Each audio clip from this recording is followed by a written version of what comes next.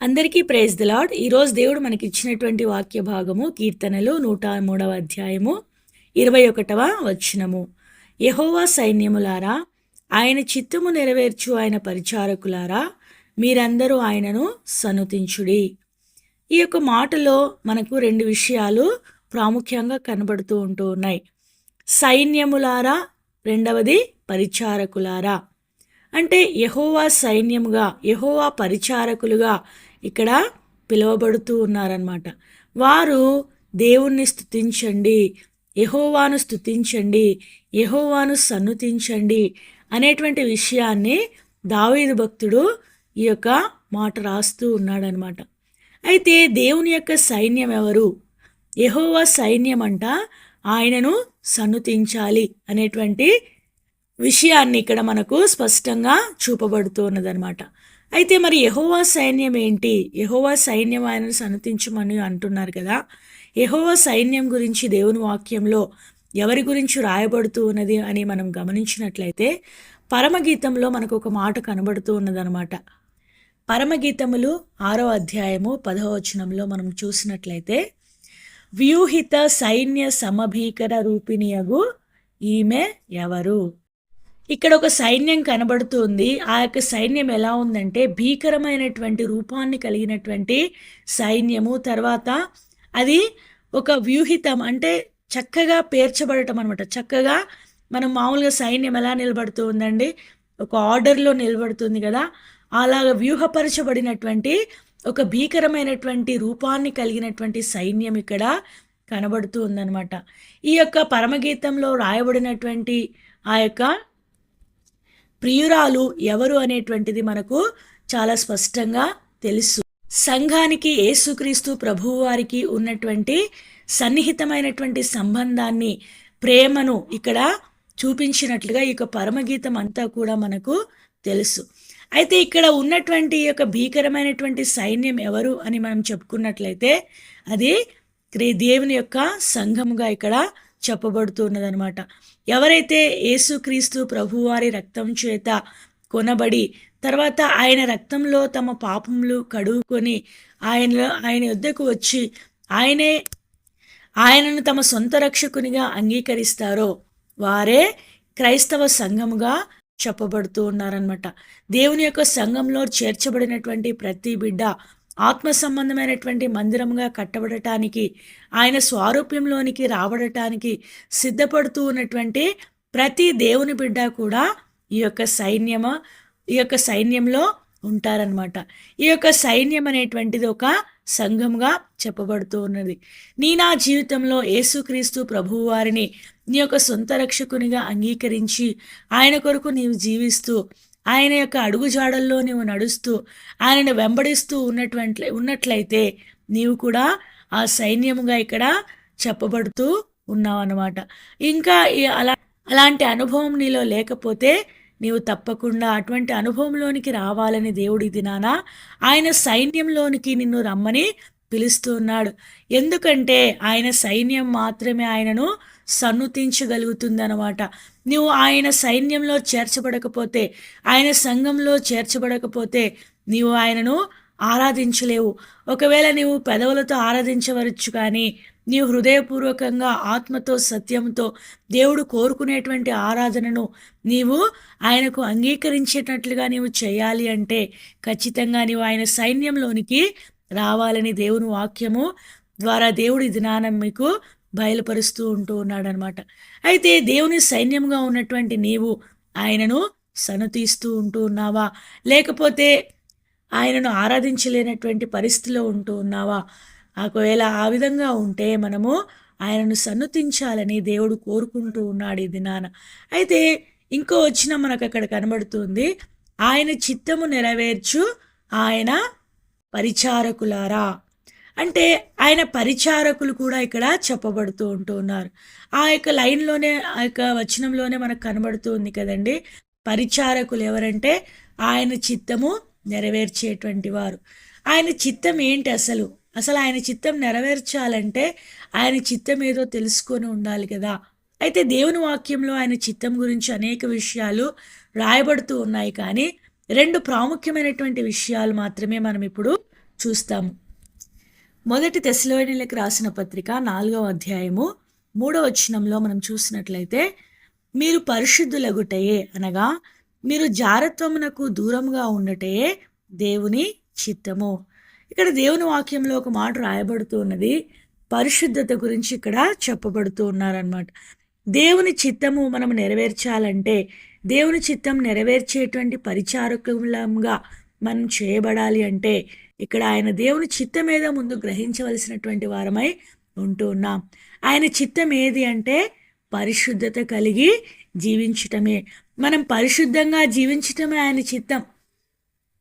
మనలో ఏ కలంకం కానీ ఏ యొక్క దోషం కానీ కనబడకుండా మనల్ని మనము కాపాడుకుంటూ మనల్ని మనము జాగ్రత్తగా కొనసాగించుకోవటమే దేవుని యొక్క చిత్తముగా ఇక్కడ చెప్పబడుతూ ఉన్నది. అనగా మీరు జారత్వమునకు దూరంగా ఉన్నటే దేవుని యొక్క చిత్తం. ఈ శరీరానికి సంబంధించినటువంటి ఈ యొక్క ఇచ్ఛ కోరికను మనము దూరంగా దాని నుండి పారిపోవటం అనేటువంటిది దేవుని చిత్తంగా ఇక్కడ చెప్పబడుతూ ఉన్నదనమాట. ముఖ్యంగా యవన కాలంలో ఈ యొక్క పరిశుద్ధతను మనము కాపాడుకోలేనటువంటి పరిస్థితిలో మనం ఉంటామన్నమాట. దేవుని వాక్యంలో ఒక మాట రాయబడుతుంది కదండి, యవన కాలమున కాడిని మోయుట నరునికి మేలు. ఆయన కాడి క్రిందికి యవన వయస్సులోని వచ్చినట్లయితే నీవెంతో ధన్యుడవు, అది ఎంతో మేలు అని దేవుని వాక్యంలో రాయబడుతూ ఉన్నదనమాట. అయితే ఇక్కడ గ్రహించినట్లయితే జారత్వం నుండి దూరంగా ఉంటూ నీ యవన దశలో నీవు పరిశుద్ధతను కాపాడుకుంటూ నీవు కొనసాగితే అది దేవుని చిత్తము అనేటువంటి విషయాన్ని ఇక్కడ దేవుని వాక్యంలో దేవుడు బయలుపరుస్తూ ఉంటూ ఉన్నాడు. మనం పరిశుద్ధమైనటువంటి జీవితాన్ని జీవిస్తూ ఉండటమే దేవుని యొక్క చిత్తం అని మొట్టమొదటిగా దేవుడు మనకి ఇక్కడ తెలియజేస్తూ ఉంటూ ఉన్నాడు.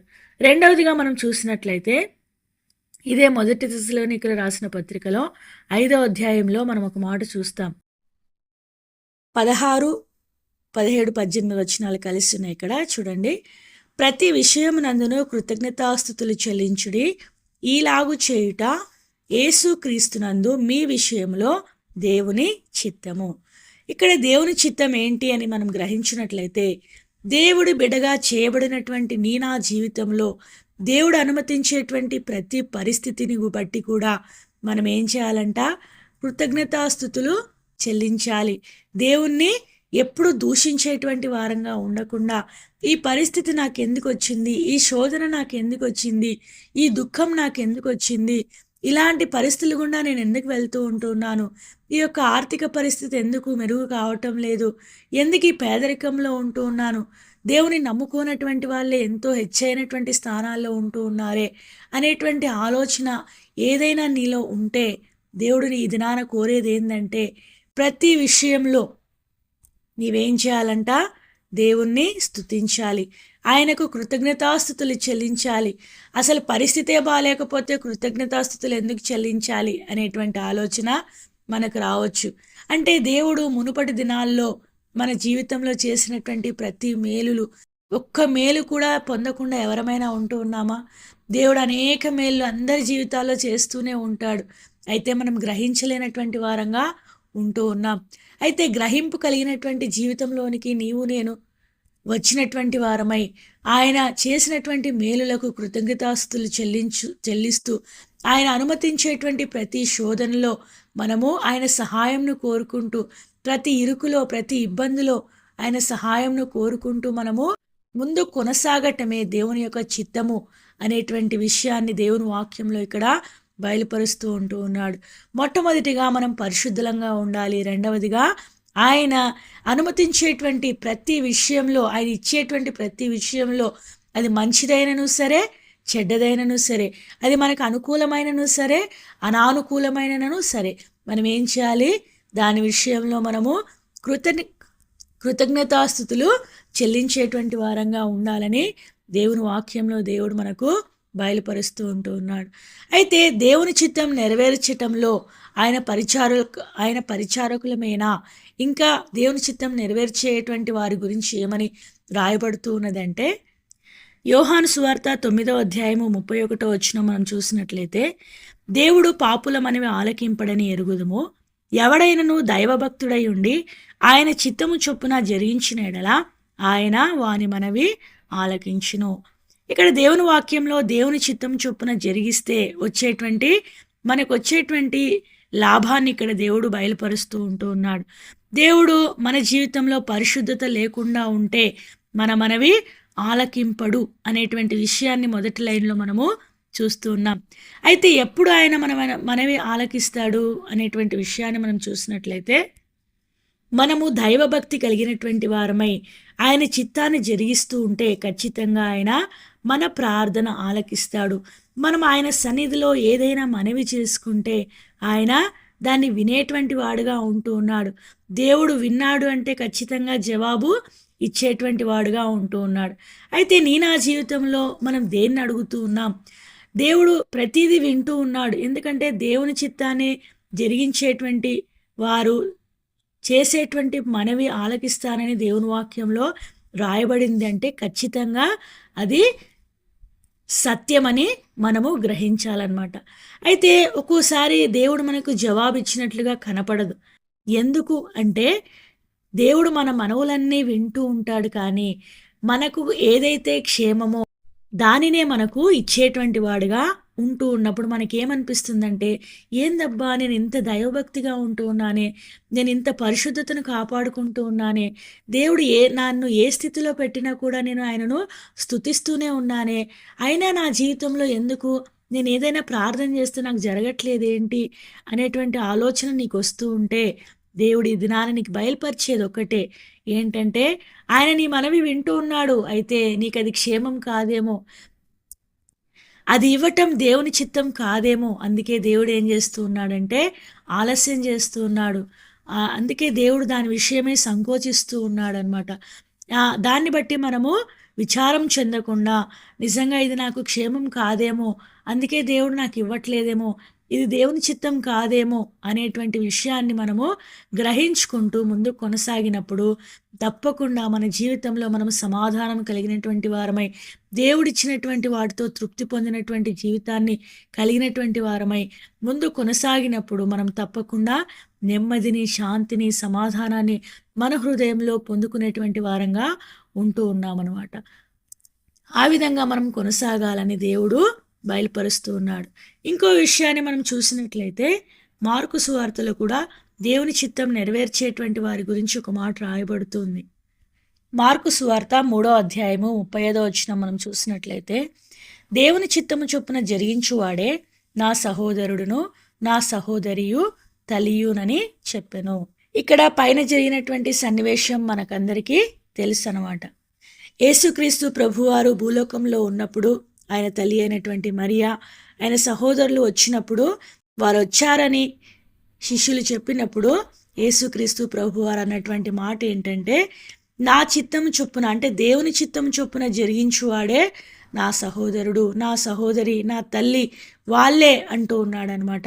అంటే దేవుని చిత్తాన్ని మనం జరిగించినట్లయితే మనం ఎవరమవుతామంటే ఆయన సహోదరులమవుతాం, లేకపోతే ఆయన సహోదరులమవుతాం, లేకపోతే తల్లులంగా చేయబడతాం అనమాట. ఈ విధంగా అటువంటి అనుభవంలో, అంటే దేవుని యొక్క రక్త సంబంధముగా మనము చేయబడతాము అనేటువంటి విషయాన్ని ఇక్కడ దేవుని వాక్యంలో దేవుడు మనకు బయలుపరుస్తూ ఉన్నాడు అనమాట. అంటే దేవుని చిత్తం చేయటంలో చాలా ఆనందం, దేవుని చిత్తం చేయటంలో చాలా ఆశీర్వాదాలు ఇక్కడ మనకు కనబడుతూ ఉన్నాయన్నమాట. దేవుని చిత్తాన్ని చేయటం అంటే పరిశుద్ధతను కాపాడుకోవటం, ప్రతి విషయంలో ఆయనను స్తుతించటం, తర్వాత ఆయన చిత్తం జరిగిస్తే మనకు ఆయన మనవే ఆయన ఆలకిస్తాడు. తర్వాత ఆయనకు రక్త సంబంధంగా ఆయన ఇంటి వారంగా చేయబడతాము అనేటువంటి విషయాన్ని దేవుడు ఈ దినాన మనకు తెలియజేస్తూ ఉన్నాడు. ఇలాంటి అనుభవాన్ని నీ జీవితంలో, నా జీవితంలో కలిగి మనం ముందు కొనసాగాలని దేవుడు మనకు తెలియజేస్తూ ఉన్నాడు ఈ దినమున. మరొకసారి మనకి ఇచ్చినటువంటి వాక్య భాగాన్ని చదువుకొని ముగించుకుందాం. కీర్తనలు 103వ అధ్యాయము 21వ వచనము, యెహోవా సైన్యములారా, ఆయన చిత్తము నెరవేర్చు ఆయన పరిచారకులారా, మీరందరూ ఆయనను సన్నతించుడి. ఆయన సైన్యంలో మనం చేర్చబడి ఆయన చిత్తాన్ని నెరవేర్చి ఆయన పరిచారకులంగా మనము చేయబడి ఆయనను సన్నుతించేటువంటి అనుభవంలో నీవు నేను ఉండాలని దేవుడు కోరుతూ ఉన్నాడు గనుక అటువంటి అనుభవంలో నిన్ను నన్ను దేవుడు ఉంచునుగాక. దేవుడి కొన్ని మాటలను దీవించి ఆశీర్వదించునుగాక. ఆమేన్.